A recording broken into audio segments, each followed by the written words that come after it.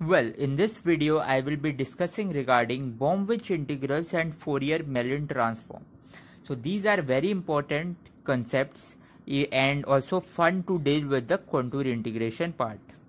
So you see, we start somewhere, which is the Laplace transform. So this I have shown it in previously in some of my videos, like finding volume of hyperspheres and thing, where I use the Laplace transform. So Laplace transform of a function f of t here, Laplace transform of this function is f triddle of s, where this is the integration that is being performed essentially.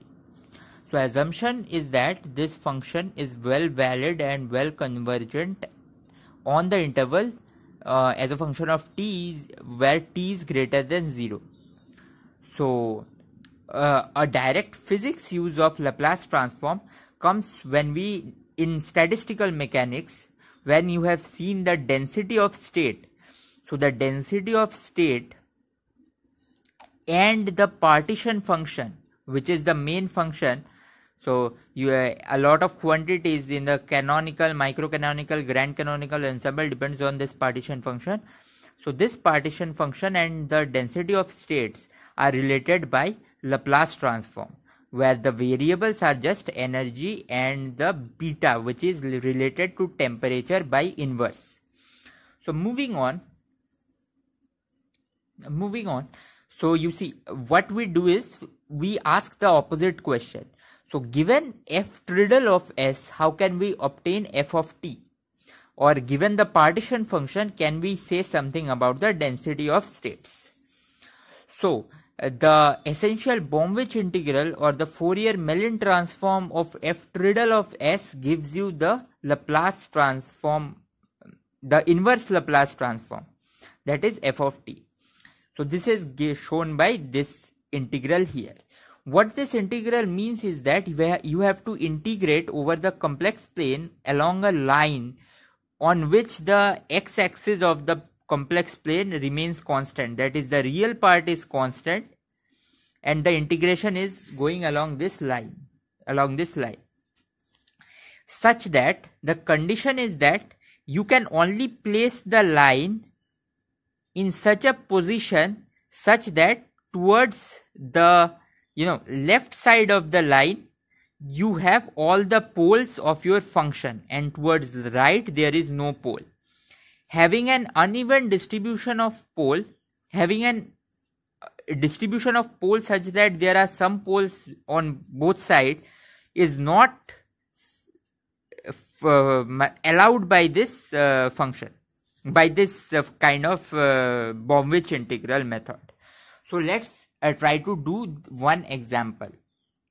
So this is a function, this is a very standard example, but it is very conceptually nice. So you see, t is always greater than, so a here we take always greater than 0. Okay, you can do it with less than 0, but that will only increase the cases. So let's see. So the first part is this condition where t is greater than a and hence greater than 0. When this is the case, you see the integration is this, but you see both of the powers of the exponentials are positive. So this ts is positive, this t minus a is also positive because of this condition, and hence the integral can only go to 0 when s goes to minus infinity on the real axis. So at 0 there is a pole because of this is not analytic. So you go like this, but on this side, on s tending minus infinity, I am certain that this contour will die off because of the dying off nature of these exponentials. So I draw a contour like that. So I can die off along this arc because of these. And now along this contour, I perform the integration of this function here. Not this integral, I perform integration of this function. So contour integral of this function is that integral along the straight line, which is beta to beta line, and then integration along this arc, but the arc part is 0 because the exponential dies off. And here you see the beta now needs to be fixed to be greater than 0. It can be any epsilon greater than 0. It can be arbitrarily close to 0 but cannot converge. So that gives us this integral here. So this integral, line integral, is just 2 pi I times the integral that we require, which I denote by I, capital I, is 2 pi I times the residue at 0. But the residue at 0 you can see is the z minus z naught, but z naught is 0, so z will cancel s here, where s will be shifted to a variable z, and finally the residue is 0 here. You can perform the residue calculation. Now when t is between 0 and a, the contour is a bit funny because I can write this integral, I break it into two parts, and then finally what I do after breaking it into two parts, I see that as t is greater than 0, this part will die off when s will tend to minus infinity. But as t is less than a, this part can only die off when s tends to plus infinity, and hence, because this part is negative here, and hence the contour will die off at minus infinity. But the pole is fixed at t equal to 0. So by convention or by definition, by requirement, it's always, I need that the line to be greater than 0 as the pole is in 0. But now I can close in whatever side I want. So for this, for the arc to not to contribute, 0 contribution of arc, I close like this. And here for the arc not to contribute, I close like this. But you see there is no contour in this region, and hence this second integral is just 0. Because you see, so when I perform the integral, the contour integration is along this function. So I will write that arc part plus a line part.